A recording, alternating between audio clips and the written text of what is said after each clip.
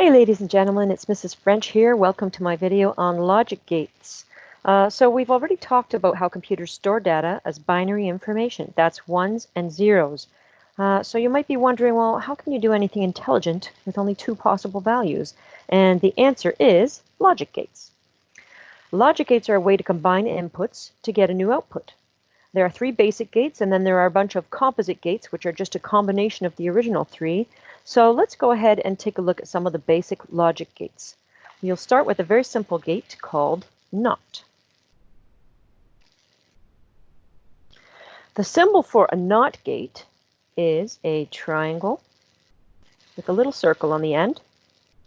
An input comes in the front here, and we will call that input A, and then an output comes out the other side, and we'll call that output Y. Now the next thing I'd like to draw is a truth table. So a truth table is a little table that shows for every possible set of inputs, what would be the output. So here in this particular gate, I only have one input and one output, so it's a very small table. And remembering that these values are binary, that means that there's only two possibilities for what this input A could be. It is either a 0 or a 1. Now, since this gate is called NOT, you might be able to guess already what this gate's going to do. If your input is 0, then the output will be not 0. So then it must be 1. And if your input is 1, then the output will be not 1, so it must be 0. The other name for this gate is an inverter, because basically all it does is it inverts the input. So the output is the opposite of whatever the input was. That's a nice simple gate. Now let's take a look at some gates that combine values. So the second gate we'll look at is called AND. The symbol for an AND gate looks like a letter D. It's got a flat back and then a rounded front. And for this gate, we're going to give it two inputs, A and B. And again, we'll call the output Y. So the truth table for this particular gate is going to be a little bit larger because we have more possibilities for our inputs. We have A and B, and then our output will be Y. Now, when I write the possibilities for A and B, again, it's every possibility for zeros and ones, and I always write them in the same order that I would do a regular binary count. So I start with 0, 0, then 0, 1, then 1, 0, and then 1, 1. You will recognize that from when you did your counting in binary.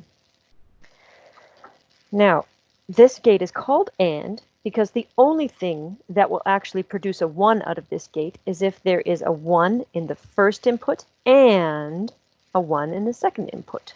So you have to have a 1 here and a 1 here. This particular situation will give me a 1. Every other possibility is going to give me a 0. So you can see anywhere where there's a 0, an AND gate gives you 0. But if you have a 1 here and a 1 here, then you get a 1 output, and that's why it's called AND. The third gate that I want to talk about is called OR. The symbol for an OR gate is it's sort of the shape of a bullet. It's rounded at the back, and then it comes forward to a point at the front. And again, we're going to give this two possible inputs, A, B, and an output Y. Now, as a side note, there are AND gates and OR gates that can have more than two inputs. You could have 3, 4 inputs, and they would still behave the same way. So an AND gate that has 3 inputs, again, they would all have to be a 1. So you'd have to have 1 and 1 and 1, 1 for every single input. So let's take a look at OR gate, how this behaves. A and B inputs, Y is the output. Again, when I put my possibilities, I'll always just do a simple binary count, 0, 0, 0, 1, 1, 0, and 1, 1. Those are all the possibilities for A and B. And the reason why this gate is called OR is because it will output a 1 if there is a 1 in the first input, or there is a 1 in the second input, or there is a 1 in both. So 0, 0 is no good for this gate, but in this situation, I have a 1 on the B, so that's okay. Or I might have a 1 on the A input, or I might have a 1 on both. This, or this, or this. That's why it's called OR. So these are the three basic gates. And if you want to stop and do some of the worksheets before moving forward in the video, you can. Otherwise, if you want to watch and then come back to these frames, you can always come back and take a look. All right, so one gate that I want to look at that's similar to an OR gate, it's actually composed of multiple gates, is an XOR gate. So an XOR gate looks a lot like an OR gate. It has a rounded back, but it has an extra line. Again, I'm going to have two inputs, A and B, and an output Y. And this gate, the X stands for exclusive. When you think about the word exclusive, what does it make you think about? It makes you think about something where some things are excluded. Something has to be left out. So in this gate, let's take a look at the truth table. 0, 0, 0, 1, 1, 0, and 1, 1. Those are my possibilities again. So again, 0, 0 is no good for this gate, but if I have a 1 exclusively in this position, exclusive means only, right? Exclusively in this position, then I'll get a 1 out.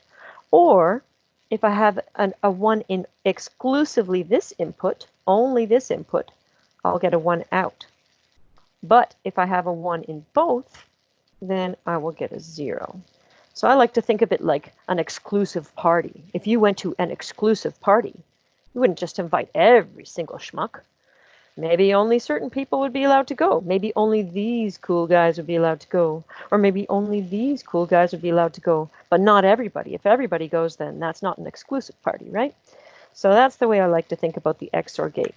So these are some of the basic gates. Now, sometimes you're going to find gates that are a combination of the AND, OR, and XOR gates along with a NOT gate. You can have the NOT gates separate, but sometimes they'll be added in together. In fact, hardware-wise, you can actually purchase gates that are a combination of two different gates. Okay, so let's just take a look. The first combination gate we're going to look at is NAND. And NAND is a combination of an AND gate and a NOT gate. So if you recall from the previous whiteboard, the AND gate is this D-shaped gate, and the NOT is the triangle with the little circle on the end. Well, when I make a NAND gate, I have the D shape from the original AND, as well as the little circle from the NOT. That tells me this is NAND. Again, I'm going to give this two inputs, A and B, and my output is going to be Y. So the truth table for this gate will be as if I put my inputs through an AND gate and then through a NOT gate. So in a normal AND gate, 0, 0 would have given me 0, but because it then becomes knotted, it becomes a 1. The normal AND gate on a 0, 1 would also have given me 0, but again, it's not that. So 1. 1, 0, same thing. But 1 and 1 normally would have given me a 1 output. So in this case, it's not that, so it's 0. So this is just the opposite of an AND gate. NOR gate, you can probably guess before I even explain this. Here's the regular OR gate, looks a bit like a bullet. And on the end of it, you're going to have this little circle that indicates that there is a NOT attached to it. So this NOR gate, let's give it an A and B input. We'll give it a Y output. And the truth table, again, is going to be the opposite of an OR gate. So an OR gate with 0, 0 normally would give me 0, but this is NOR, so it's the opposite, so I get 1. A 0, 1, well, OR gate is happy if there's a 1 anywhere, so this normally would have made OR gate happy, but because it's NOR, it's the opposite, I get 0. 1, 0 is the same thing. And 1, 1, normally, OR gate would normally be happy with this, but since there's this not at the end of it, it's no longer happy. Okay. And last gate I'm going to show you is the XNOR. It's a little bit strangely named compared to the other ones. You notice that the other ones, the N for the NOT gate goes at the front. But I guess when people named the gates, they felt that it was a little bit awkward to put XNOR. So it's XNOR. And let's draw this guy out. So here's your normal XOR gate with the NOT symbol attached to it. A, B, and Y. And let's take a look at the truth table. 0, 0, 0, 1, 1, 0, and 1, 1. Now remember, the XOR gate normally would have given me a 1 if there was a 1 here exclusively, or if there was a 1 here exclusively, which means now instead of giving me a 1 in those two situations, it's going to give me a 0, and then it's going to give me a 1 for these two situations here. Okay? So if they are matching, then I get a 1, and if they're opposites, then I get a 0. So those are all the basic logic gates. What you're going to do now is you're going to go ahead and work through some of the worksheets. And when you see a circuit, I want you to write down the values that will come out of every gate in the circuit as you go through it. So I'll just do an example 1 second. Let's imagine you had a, I'll do a, there are some simple ones on the sheets that you'll get, but I'll do a more complicated one just to give you an example. So let's say I have an AND gate here, an OR gate. Let's make ourselves make a NAND gate here. And maybe we'll put an XOR. And I'll just put a separate NOT gate here. Put those together with an OR. Oops, pretty messy. Okay, so if I give you a set of gates, let's say this AND gate, we'll start with this here. So AND gate with a 1, 0, AND gate is only happy if it has 1 here and 1 here. So this particular gate is not happy. It outputs a 0. OR gate is happy if there's a 1 here, or either, or both. So this is going to give me a 1. It's happy. This is a NAND gate. So normally, AND gate would not be happy with a 0, but because this has a NOT on the end of it, this gate gives me a 1.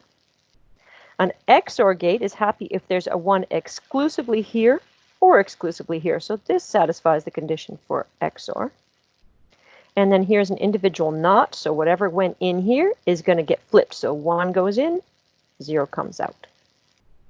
Finally, I have an OR gate at the end. A 1 here makes this OR gate happy because OR gate is happy with a 1 here, or both.